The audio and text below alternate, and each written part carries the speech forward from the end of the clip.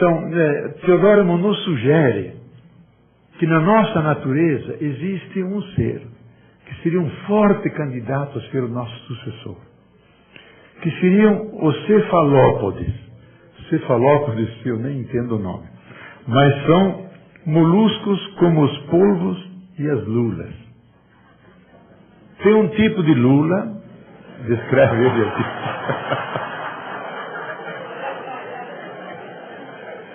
Bom, isso é... A risada é por conta de vocês, né? Isso é o subtexto do meu texto. Então, não.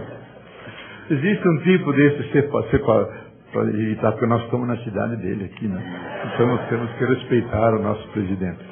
Um tipo desses cefalópodes tem um cérebro com uma cartilagem parecida com o nosso, com os olhos direcionados como o nosso, com uma vida psíquica complexa e com duas memórias, quando nós temos uma memória só.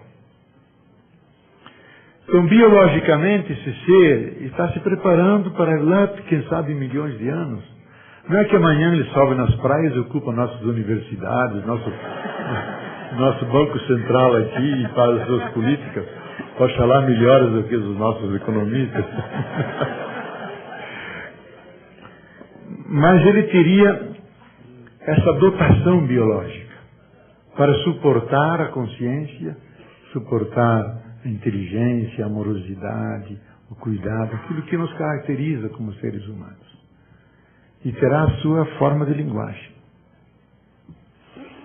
Então, nós devemos agora escolher. Ou vamos dar lugar às lulas, ou vamos preservar o nosso lugar. E temos que lutar para dizer, nós queremos viver como seres humanos. E eu acharia dramático se nós, seres humanos, terminássemos o nosso experimento tão tragicamente. Mas me deixem falar agora como teólogo, e assim quero ir terminando também, que mesmo que o ser humano destruísse a sua casa, o seu habitat, destruísse a si mesmo e deixasse a Terra seguir, seria lógico uma tragédia de grande magnitude. Mas não seria a maior tragédia. Porque a maior tragédia já aconteceu e foi feita pelo ser humano. E aqui é o código, é o dialeto cristão que fala, a visão, digamos, da teologia cristã, que quando Deus se encarnou, se acercou à nossa humanidade e assumindo o ser humano, de certa forma assumiu o cosmos inteiro, porque nós somos feitos de todos os elementos cósmicos. Há um grande isoformismo no universo. Os mesmos elementos estão lá, as estrelas mais distantes estão aqui. Ele, de certa forma, tocou o universo inteiro. É parte da sua corporalidade, da sua subjetividade, do seu espírito. Que quando ele se encarnou, nós o assassinamos e o pregamos na cruz. Por isso que muitos teólogos, eu me incluo neles, que dizemos, agora nós completamos o pecado original. O grande pecado. Que é a grande rejeição da vida, a rejeição do Criador da vida. Então, se nós destruirmos a criatura, é muito menos do que ter destruído o Criador, quando ele se encarnou. Então, nós já fizemos a grande tragédia. Então, a destruição do mundo, a nossa autodestruição, não é a maior tragédia. Então, o que nós podemos ser? Daí entendemos o que muitos antropólogos dizem, que nós devemos assumir com consciência que somos simultaneamente sapiens e demens. Somos sapientes, sujeitos de inteligência, de amor, de projeto, e somos também dementes. Somos seres de excesso, de violência, de agressão, de assassinato, de morte. E somos simultaneamente as duas coisas. E nós sentimos em nós, dentro de nós, que nós somos diabólicos e somos simbólicos. Temos anjos bons dentro de nós e temos demônios. E às vezes esses demônios irrompem de uma forma extrema de violência, destruição, massacre. E que assistimos.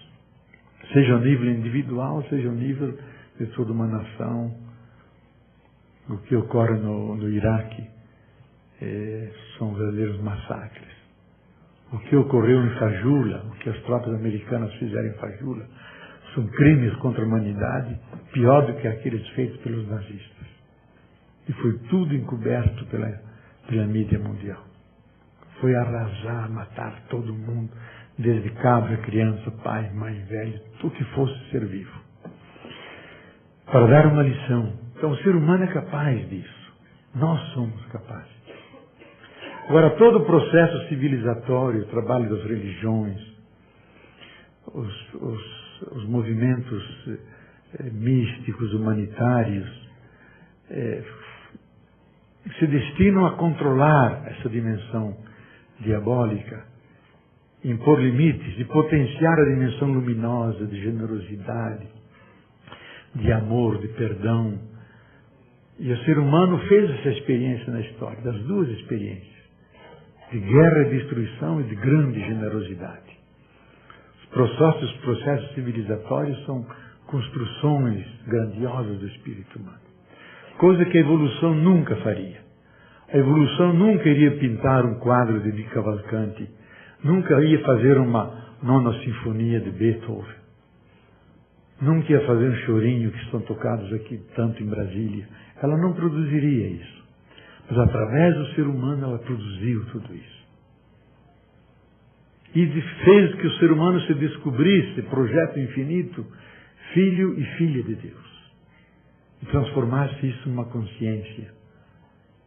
E obras de grande generosidade, como a Madre Teresa de Calcutá, o Dom Helder Câmara, a Irmã Dulce, Chico Mendes e tantos, que deram sua vida para salvar, potenciar a vida.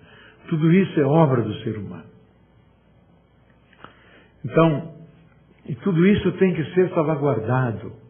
Essa produção fantástica que enriqueceu o universo, dignificou o ser humano e honrou a fonte originária de todo ser, que é Deus.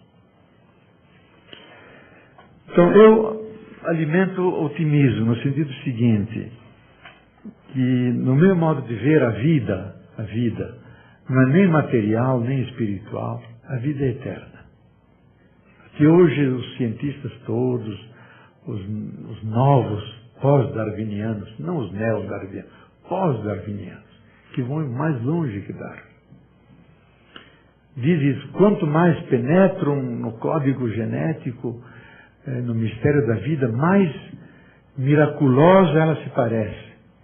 Mais ela evoca o sentimento de veneração, de respeito, algo do inefável, do mistério, que tem a ver com a última realidade.